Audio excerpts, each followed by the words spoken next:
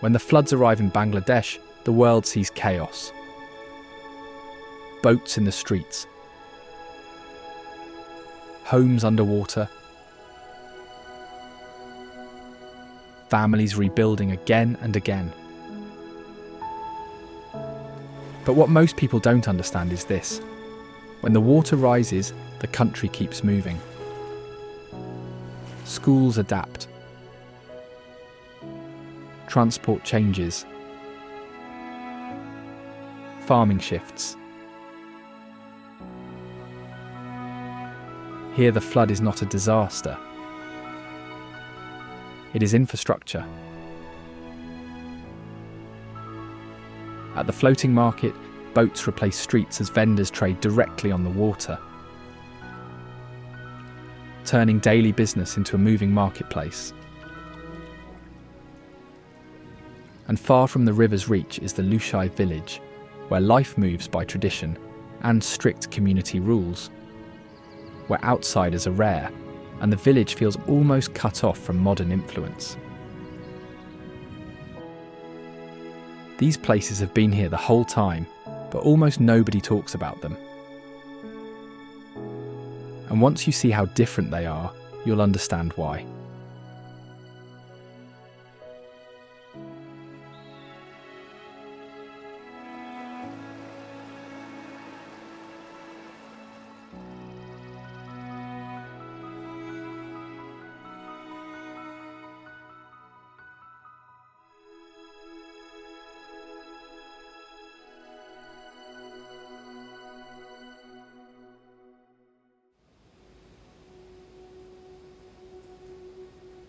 When the monsoon arrives, floodwater covers nearly 1/3 of the region and remains for months rather than days.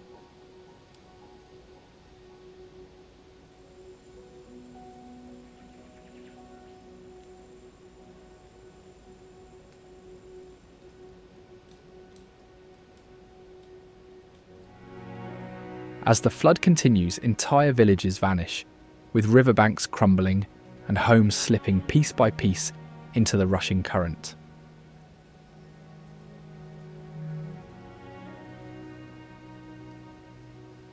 To survive, families raise wooden lofts inside their houses, lifting livestock above the rising water and tying them securely with bamboo.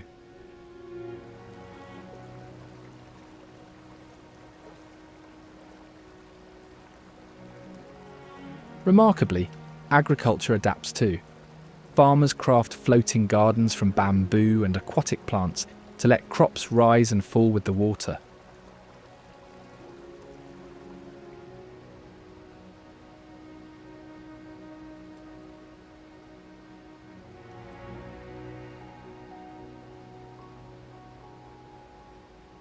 When fields turn into temporary lakes, locals in places like Banaripara continue harvesting rice, vegetables, and other essential crops, wading through the water to keep food production going.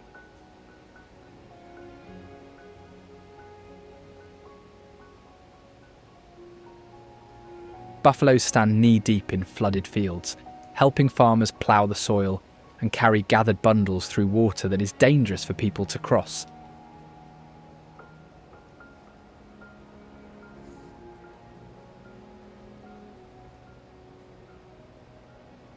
The floating gardens grow crops without soil for up to 8 months, even while the land beneath remains completely submerged.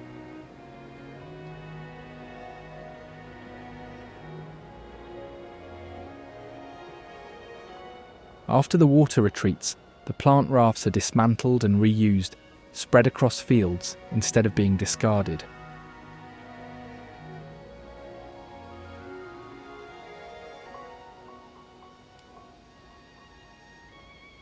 Over time, the decomposed material becomes nutrient-rich mulch, naturally fertilising the next planting cycle.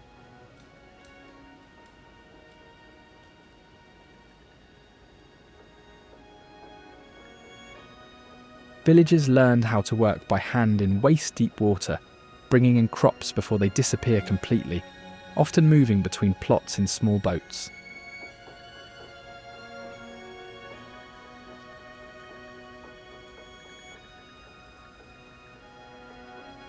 All of this adaptation comes together in places like Astagram, where flood season doesn't just reshape the land, it turns entire villages into living waterways.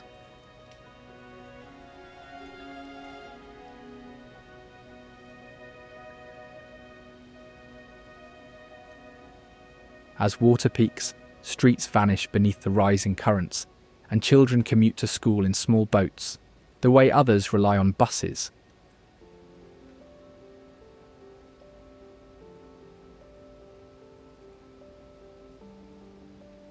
Meanwhile, many homes perch on raised platforms or stilts, allowing residents to simply roll up their stairs as water rises instead of abandoning their houses.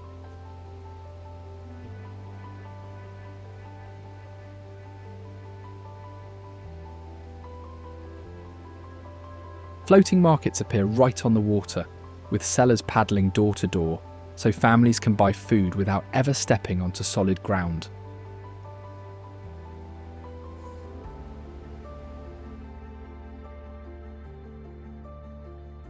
Even the animals adapt as buffalo and ducks share flooded yards, and the village becomes part farm, part lake.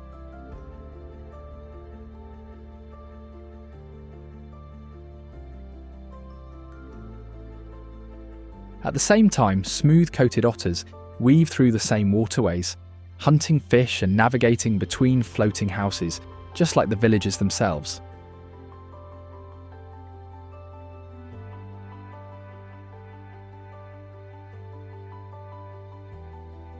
They act like underwater herding dogs, swimming in V-shaped formations to drive fish into tight schools, which makes them easier to catch.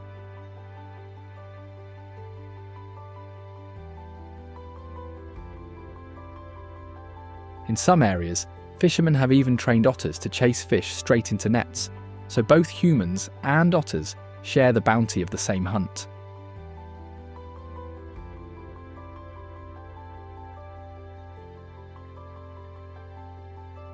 A fully grown otter can weigh as much as a bowling ball and stretch longer than a yardstick.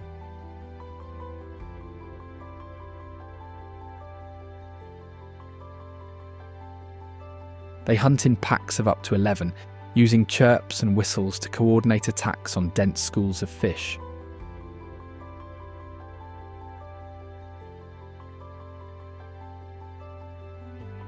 Their diet is varied, including fish, frogs, water rats, crabs, and even birds, consuming roughly 1/5 of their body weight every day.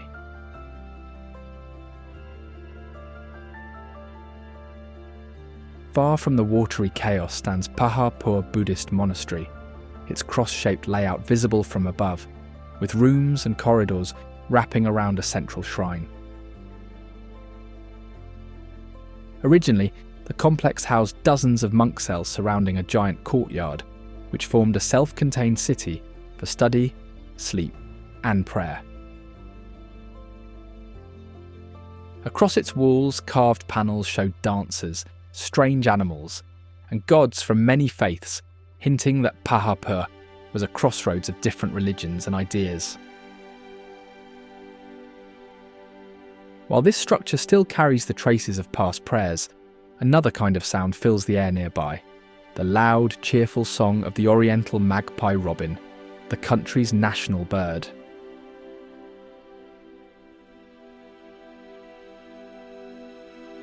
This tiny bird sings so many different phrases that people compare it to a living ringtone library as it switches songs and remixes notes on the fly.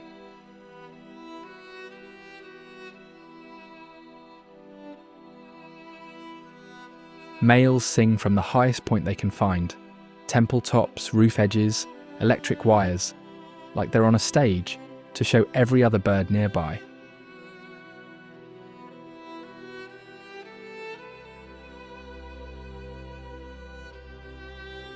Even more impressive, they can copy parts of other birds' calls and random street noises and mix them seamlessly into their own songs to fool listeners.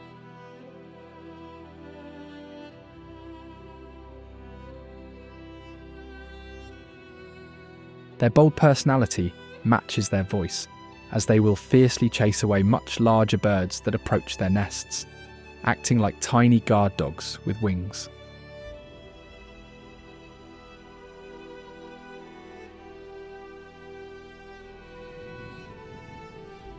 Above the ruins and singing robins, another sky ruler glides, sharp-eyed, wide-winged and ready to swoop, the black kite.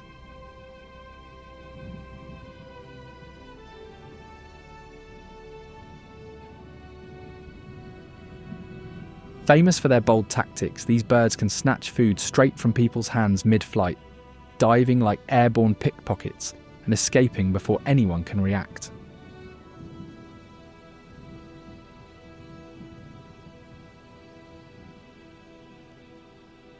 In some regions, they deliberately pick up burning sticks from wildfires and drop them into new areas, forcing prey to flee right into their waiting talons.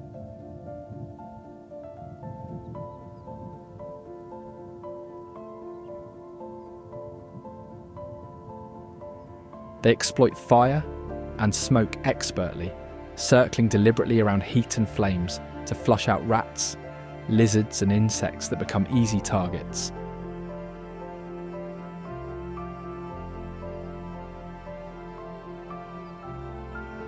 From these masters of sky and flame, Luchi village rests on quieter ground.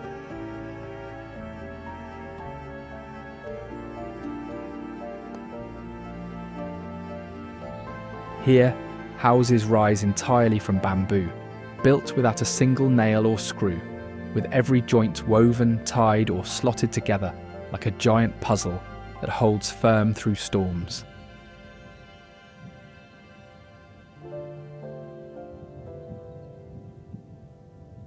Surrounding each home, terraced gardens step down the slopes, where vegetables and fruit trees cling to the hillsides in tidy horizontal bands.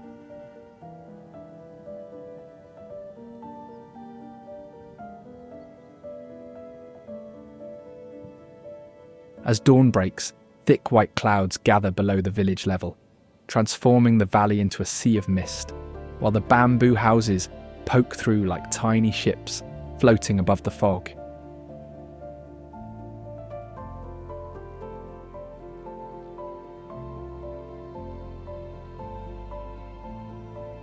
At the core of village life, tradition lives on through weddings, hand-woven cloths brought to new homes, and silent guest dances during celebrations.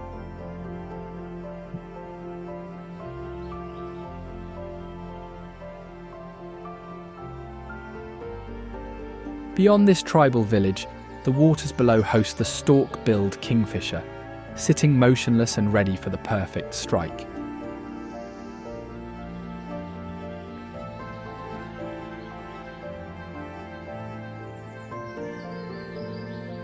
Its long, bright red bill can crack crab shells and crush bones, allowing it to hunt fish, crabs, frogs, lizards, and even rodents.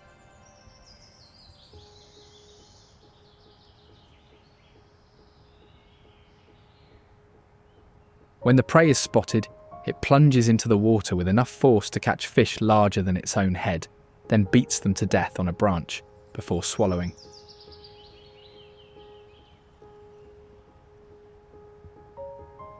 Despite weighing less than a can of soda, it is fearless, chasing away eagles and other massive birds that dare enter its territory.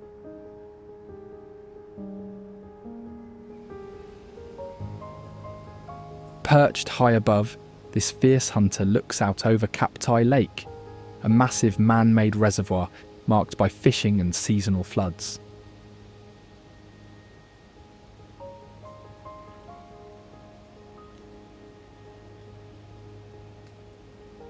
When it was built, people fled so quickly that homes, orchards, and even graveyards disappeared almost overnight.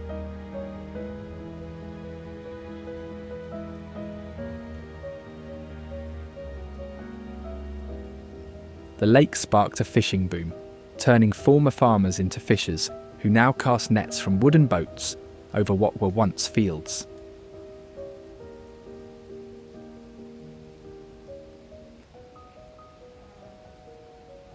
Scattered across the water are numerous small islands, each a former hilltop, left behind when the land went under.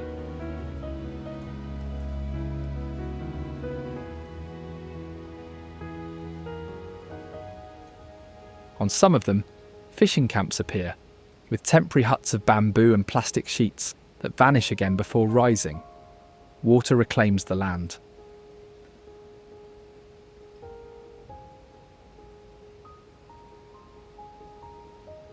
After dark, fishermen move between islands by memory and stars, following routes learned over decades.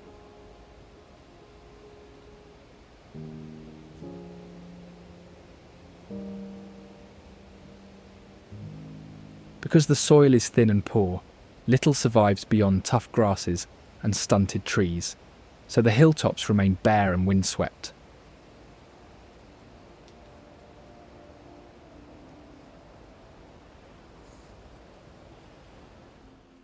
Surrounded by these quiet, shifting islands, the floating market comes alive as hundreds of boats gather to buy, sell, and trade on the water.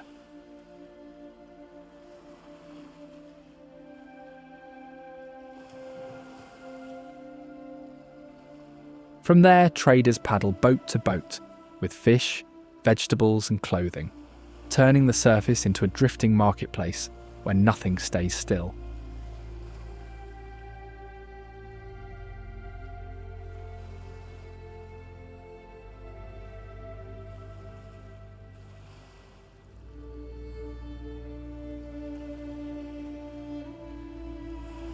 Unlike land markets, this one has no fixed schedule, arriving and disappearing with the day's catch and harvest as time and place change.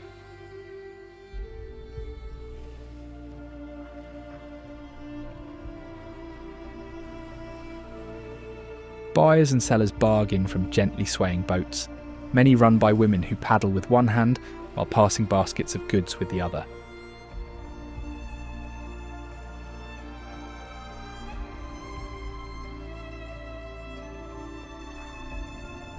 Transactions stay simple. They are almost entirely based on barter and cash. No cards, no receipts, just trust built through years of trade.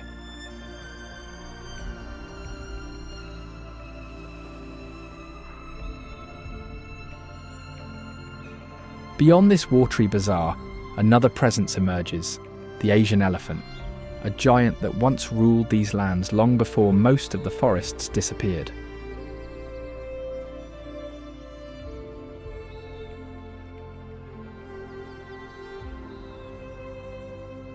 A single one of them can knock down full-grown trees, snap thick branches like toothpicks, and eat enough leaves in a day to fill 10 garbage trucks.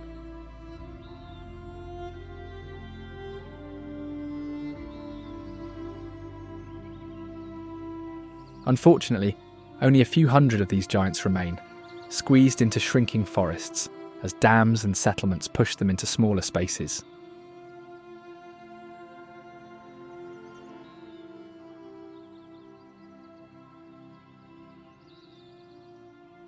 Remarkably, these animals can remember every waterhole and food source across their range, and pass this knowledge to calves like a living map, stored for life.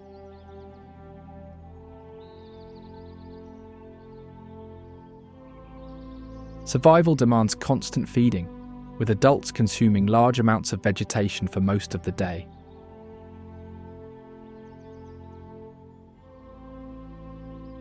Mothers protect calves fiercely, charging any threat and making lone females some of the most dangerous creatures in the shrinking forests.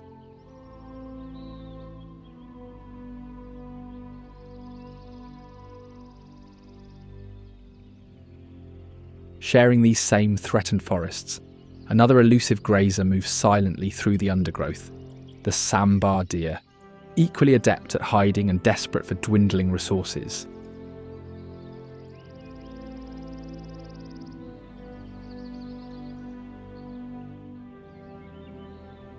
Built like tanks compared to other deer, they are heavier and stronger, with sharp hooves that act like weapons when kicking predators or rivals.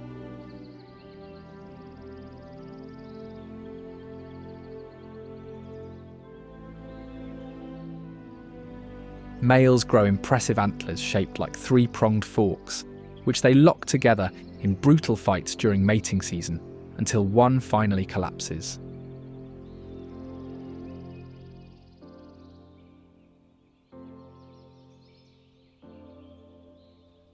A single deer eats large amounts of plants, leaves, and bark each day, which makes it a prime target for elephants and leopards hunting for easy meals.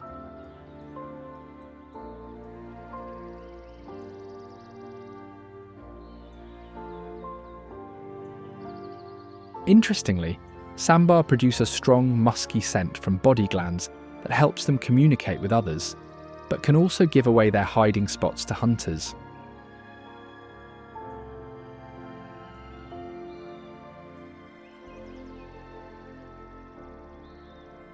As forests shrink and food grows scarce, these cautious survivors face an uncertain future, like old buildings slowly swallowed by time, such as Lalbagh Fort in the distance.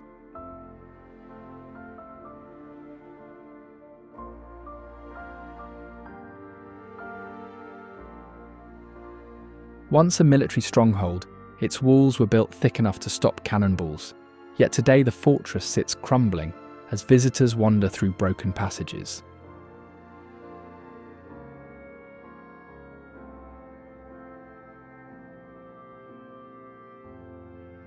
Its construction was never completed, with entire sections left half-built, as if workers simply walked away and never returned.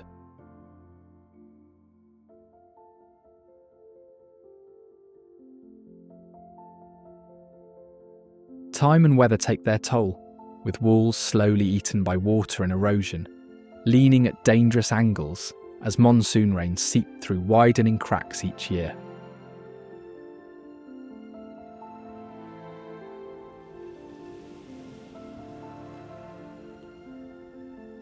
From this decaying monument lies something entirely different, where land meets endless water, Cox's Bazar, the longest natural sea beach in the world.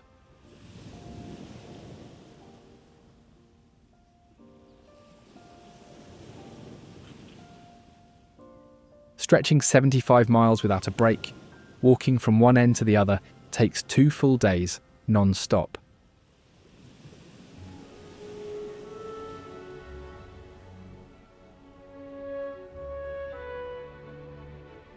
At certain times of year, the sand becomes so packed and hard, it feels like concrete, which turns it into the only place where cars and buses drive on sand like a regular road.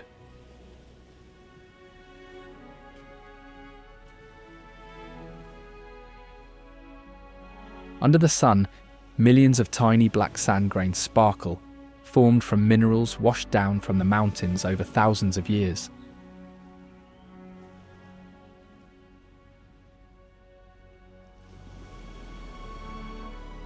Along the shore, fishermen follow centuries-old traditions, casting nets by hand in wide circles from dawn until noon.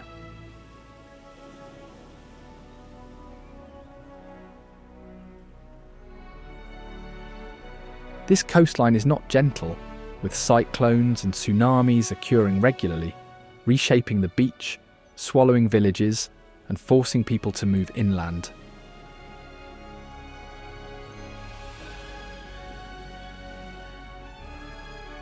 Amid these changes, traditional moonboats float along the shore, wooden vessels with curved sails that seem to come straight from history into the present day.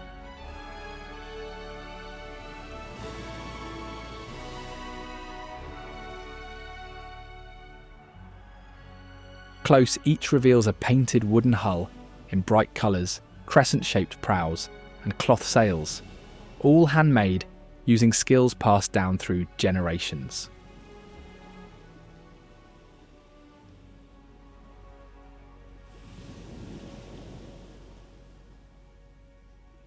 Surprisingly, those curved sails catch wind so efficiently that the boats can outrun modern fishing vessels, using techniques older than written records.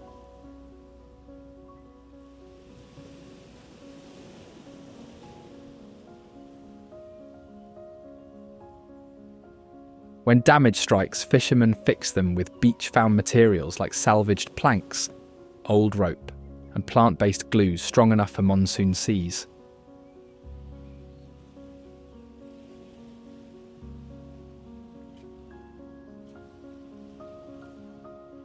On a good night, one crew can haul enough fish to feed a whole village, yet most still earn just enough to keep the boat afloat.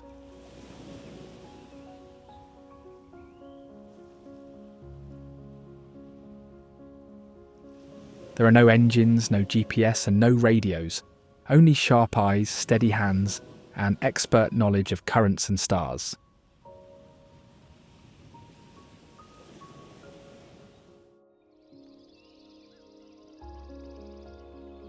Above the drifting boats, the common langur rules the treetops, surveying the shoreline from a world of its own.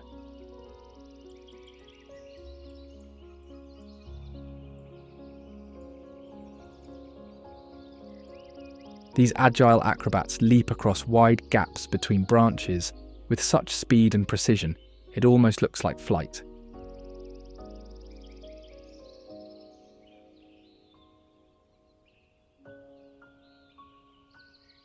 They live in close-knit groups led by a dominant male who controls movement, feeding, and territory.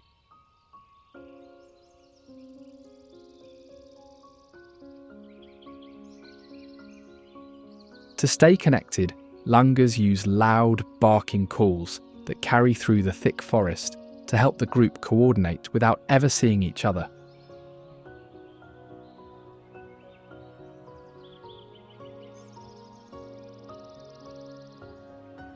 Unlike most primates, they rely on a four-chambered stomach that breaks down tough leaves and unripe fruit that would poison other animals.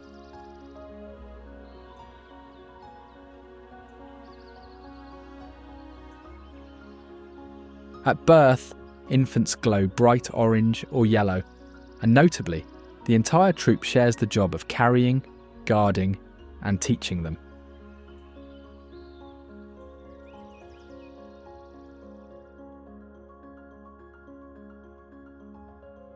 Below the treetop stands Gokul Medh, its stone walls preserved under centuries of soil and debris.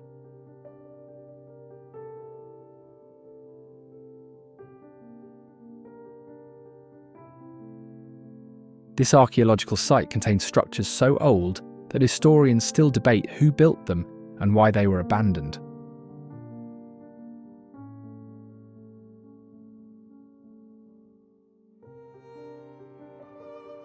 Excavations reveal pottery, tools and coins scattered across multiple layers, each marking a different period of occupation.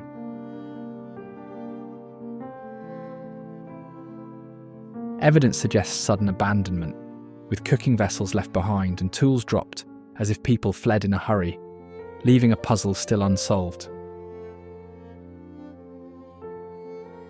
The stone walls were built with rocks fitted so tightly that mortar was barely needed, creating structures durable enough to survive over 2,000 years. Local folklore hints at destruction from a great flood or invasion, though archaeologists find no clear evidence in the soil layers.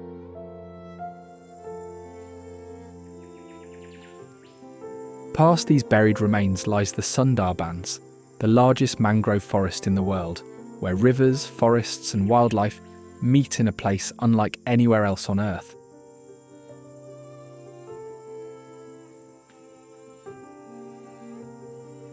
Bangladesh has trees that can actually walk.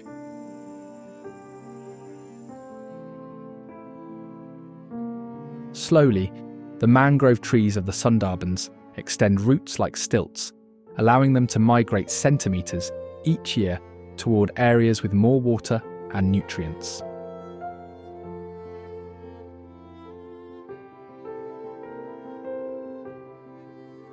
Salt water dominates much of this forest, killing most plants, yet mangroves thrive by filtering salt through their roots and storing it in special leaves, which they shed when levels get too high.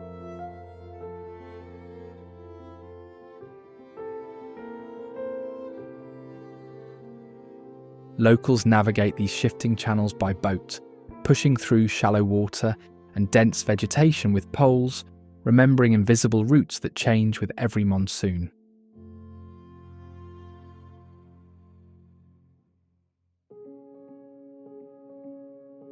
This unique ecosystem supports the Royal Bengal tigers that inhabit its dense woodlands and tidal waterways.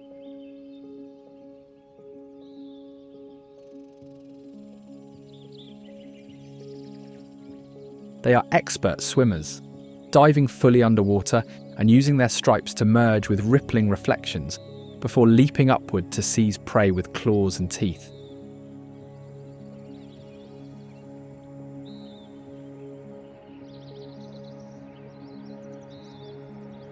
A single tiger hunts relentlessly, taking down deer, wild boar, monkeys, birds, and even crocodiles to satisfy its enormous appetite.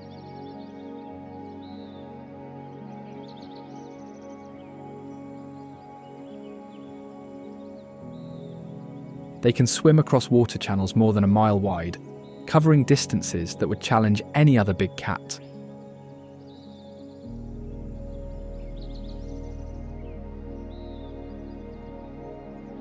Males mark their territory with urine and long scratches on trees, which form invisible boundaries that warn rivals of a deadly fight if crossed.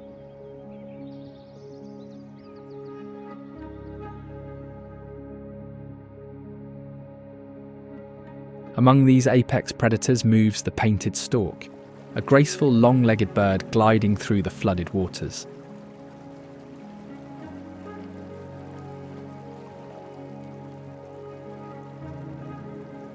Its feathers are painted like living artwork, splashes of white, black, yellow and pink making it visible from afar.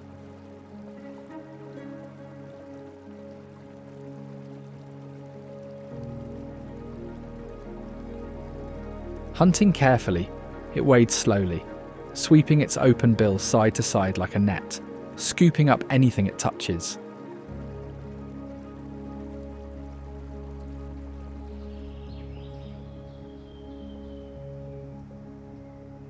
Large colonies gather in the trees above, sometimes numbering in the thousands, producing a clamour as loud as a small city.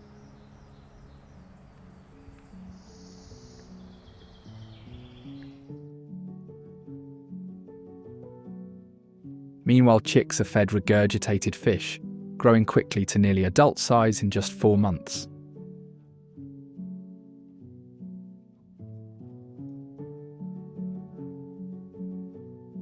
Close by, a smaller wader shares the same waters, the cattle egret, which relies on a different hunting technique to survive in this flooded world.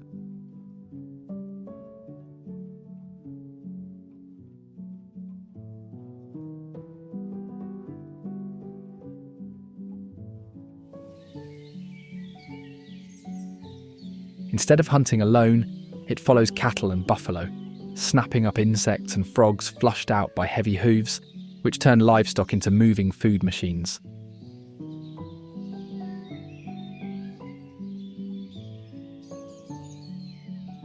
Because of this flexibility, the species has spread worldwide and follows humans and farm animals to continents where it never lived before.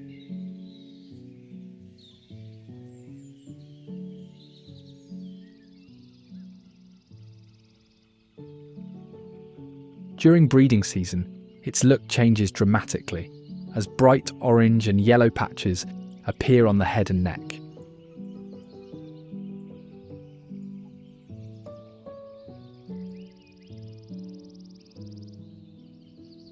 On a good day, one bird can consume hundreds of insects, grabbing prey from air, grass and mud with rapid, precise strikes.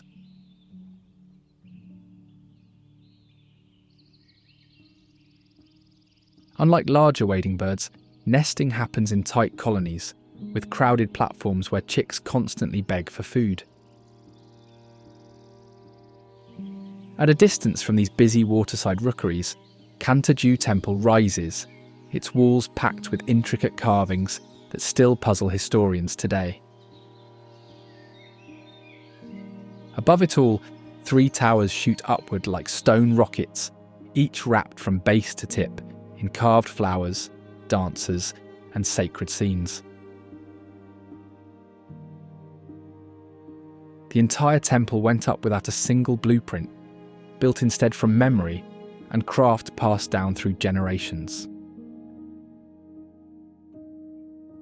Across the walls, everyday moments appear in stone: clothing, meals, and battles, turning the surface into a frozen record of life centuries ago. Even during monsoon floods, the lower sections take on water and release it slowly, helping the porous brick structure endure for more than 300 years. To this day, experts still question how such precise detail emerged using only hand tools and chisels, long before modern technology existed.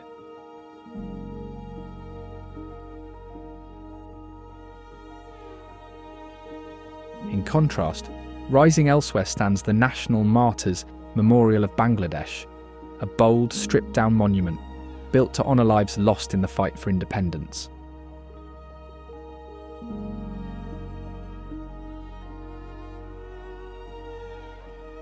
Rather than a statue, the design uses 7 concrete pillars shaped like upright bayonets, each symbolising a major region of the country.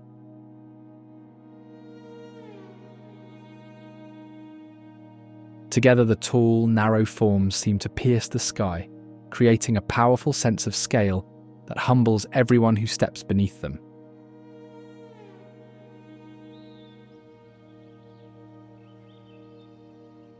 Away from this place of remembrance, the Asian fairy bluebird adds bright colour and clear song to the same lands.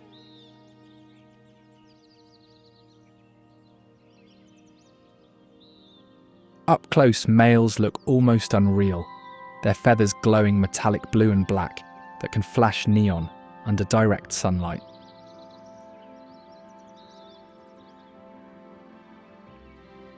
Feeding mainly on fruit, they swallow berries whole and later drop the seeds far away.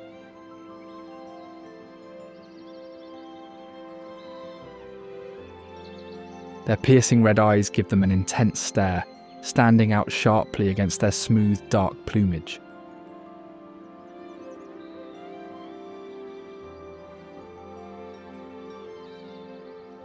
Most of the time, they stay high in the canopy, sending out loud, fluty whistles that travel far through the trees.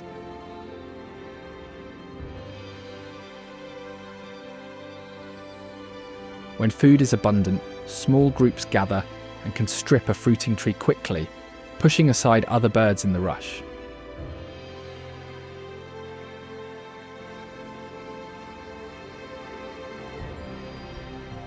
While these birds feast above the forest, the land nearby shifts into neat green rows, Sreemangal Tea Garden, where hillsides are covered in carefully tended tea plants.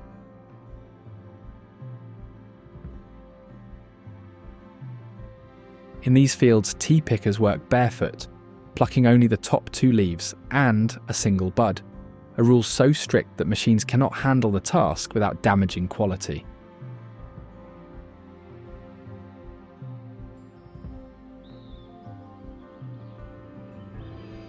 A single worker can gather large amounts of leaves in a day, carrying heavy baskets while climbing steep hills for hours without pause.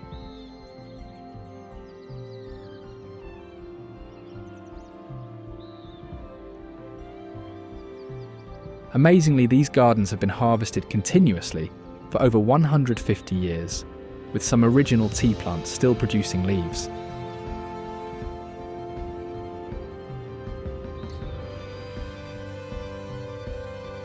Because wages depend on weight, pickers often race to fill baskets faster, turning daily labour into a subtle competition where speed shapes survival.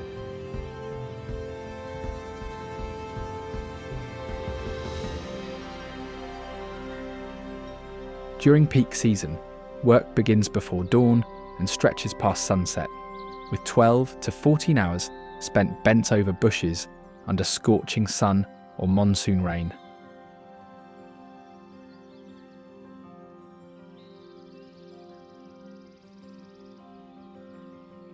Hidden in the shade trees bordering the fields, the Lineated Barbet fills the air with its relentless drumming call.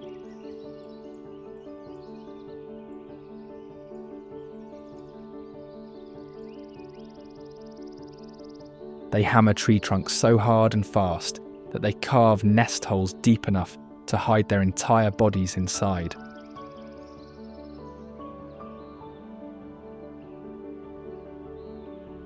Their skulls are reinforced with extra padding and shock absorbers, protecting the brain from thousands of impacts and turning their heads into natural jackhammers.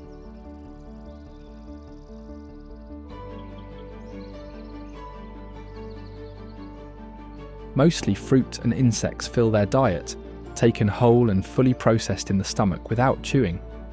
Males and females take turns drumming to defend territory, producing duets that sound like a conversation entirely in hammering beats.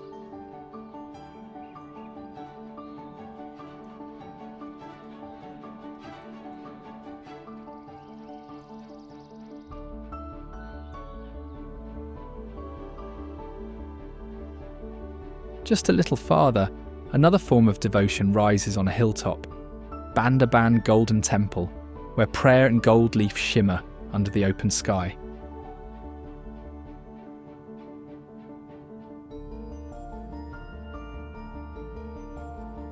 Sunlight turns the temple into a radiant jewel, its golden walls gleaming for miles around.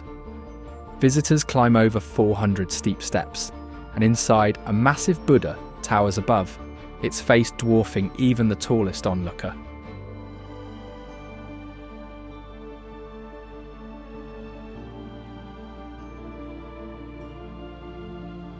Constructed over decades from countless donations, some families gave their life savings to place a single gold leaf.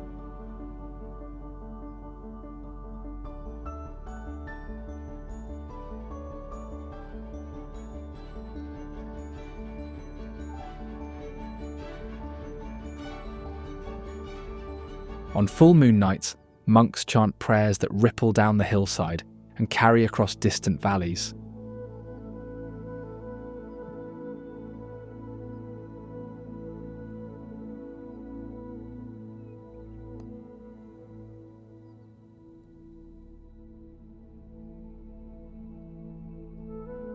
Just below this gilded world, the binturong, a curious creature that smells of popcorn and glides through trees like a whispering shadow.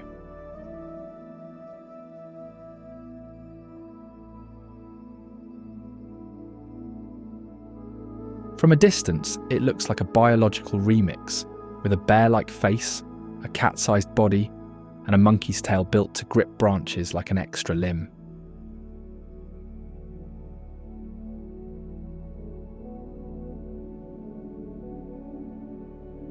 That buttery popcorn scent comes from a natural chemical in its scent glands, a trait that sets the binturong apart from other wild animals.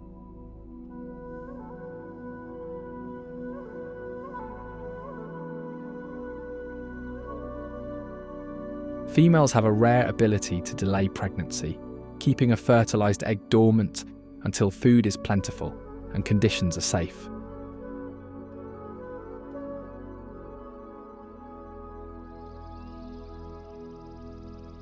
On the forest floor below, another mystery prowls, the grey peacock pheasant, a ground-dwelling bird so elusive that seeing one feels like uncovering a hidden secret.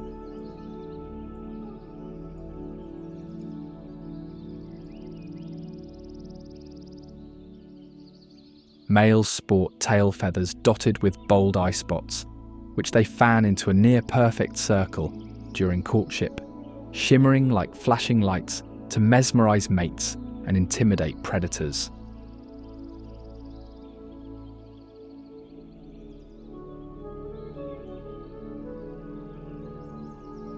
When danger closes in, the bird freezes completely, becoming a living statue that melts into leaf litter and shadow.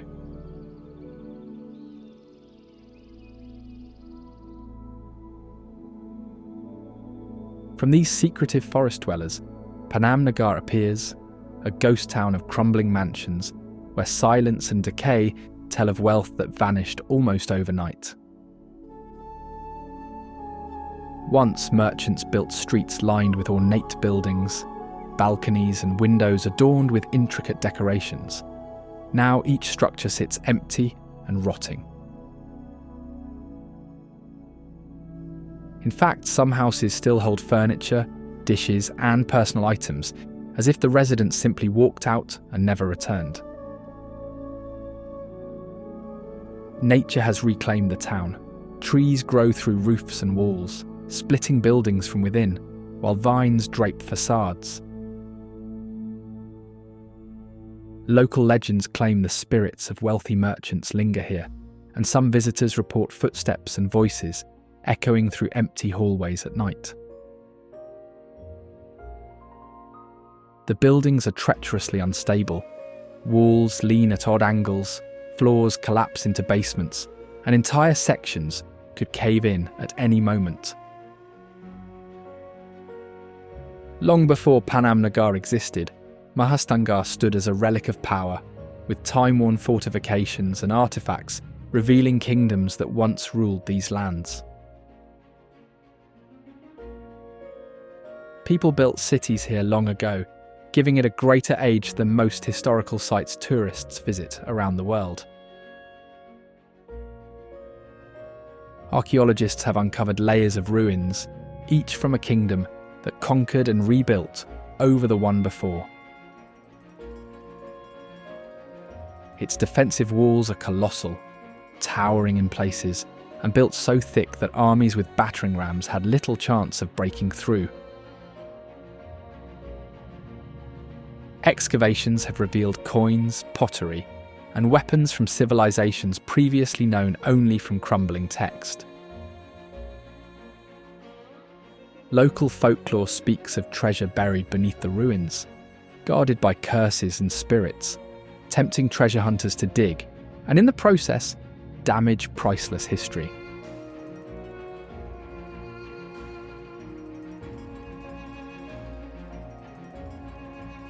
While the past rests here, life continues nearby.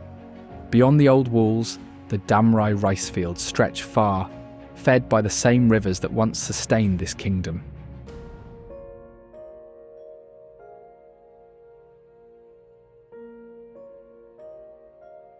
The fields transform the flatland into a giant checkerboard of flooded squares, each levelled by hand so water spreads evenly across every inch.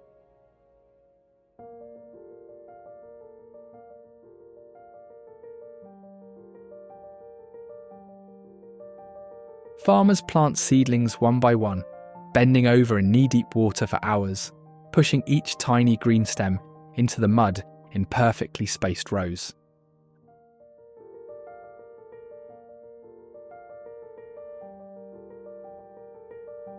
After months of growth, workers harvest the rice by hand with small sickles, bundling stalks and carrying them on their heads or shoulders to drying areas.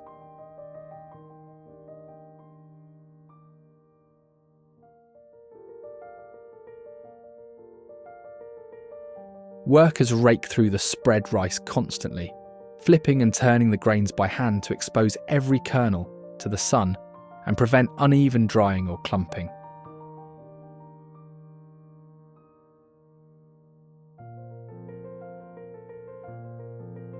The harvested rice is stacked for storage into massive cone-shaped piles called golas, dotting the fields like giant golden markers.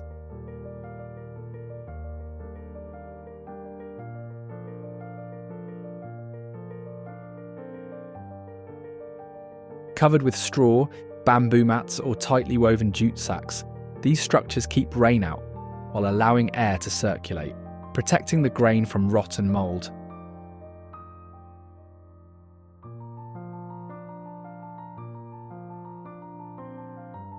Under the right conditions, grain stored this way can remain safe for up to a year, depending on how it will be used.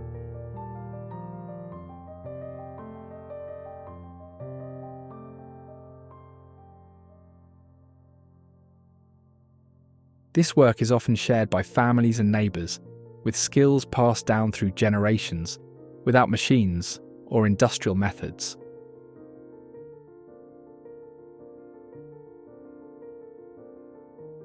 From these grounds of careful handwork, another kind of dedication once thrived at Jagadala Mahavihara, where monks copied manuscripts and preserved knowledge.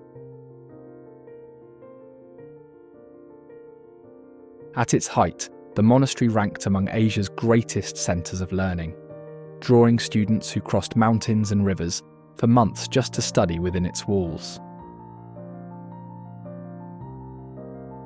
Monks here specialised in hand-copying rare Buddhist texts, producing manuscripts so valuable that rival kingdoms reportedly sent spies to steal them.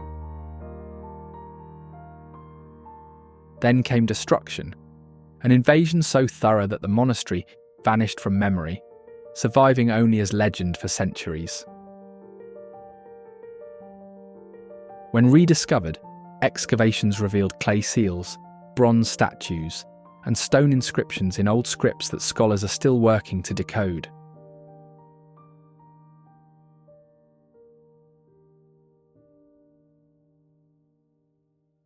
On the other side of these ancient ruins, Lawachara National Park bursts into life, one of the last protected forests where trees and wildlife still hold on.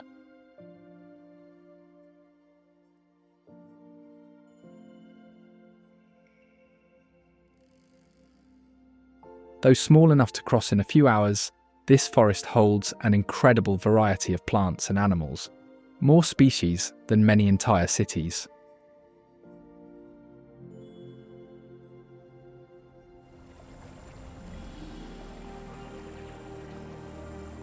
Illegal logging continues despite laws, with smugglers sneaking in at night to cut valuable trees and haul them away.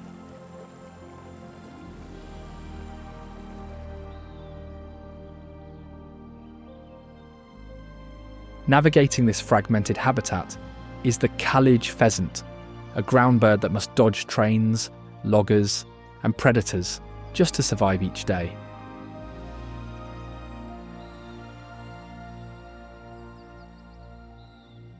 Males are shiny blue-black, with bright red faces and sometimes white or grey on their backs and chests, while females are mottled brown.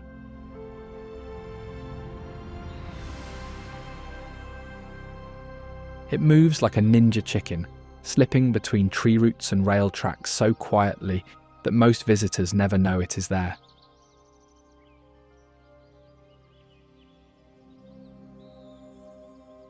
Males can suddenly erupt into a loud wing flap and short dash, not to escape but to startle enemies and impress rivals.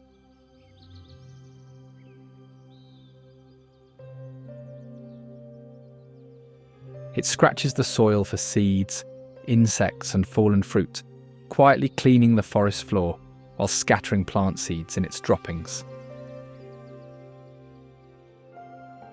Emerging from this stressed little runner of Lawachara, the hilly lands of the Chittagong Hill Tracts rise ahead, full of new challenges and wild lives.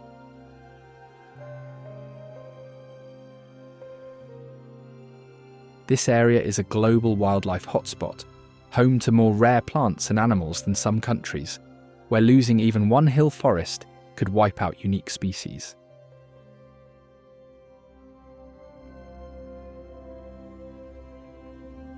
Some hills are forested, others cleared into fields and bare slopes, yet clouded leopards, Asian elephants and hillbirds still survive, despite roads, dams and logging.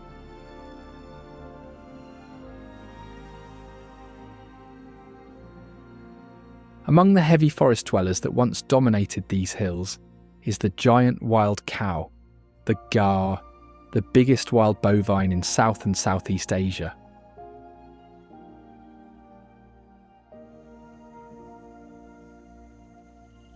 When angered, they can charge at 30 miles per hour, powerful enough to flip tiger traps or smash through bamboo walls. They consume large amounts of leaves and grass each day and use their massive horns to knock down small trees for a quick meal.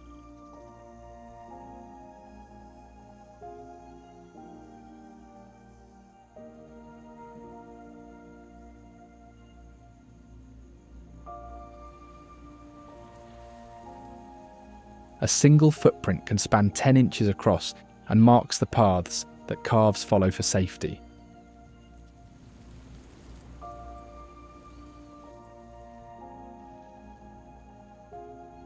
This tank-like survivor of shrinking forests now faces its toughest challenge, yet holding on as human roads carve through its last hill homes.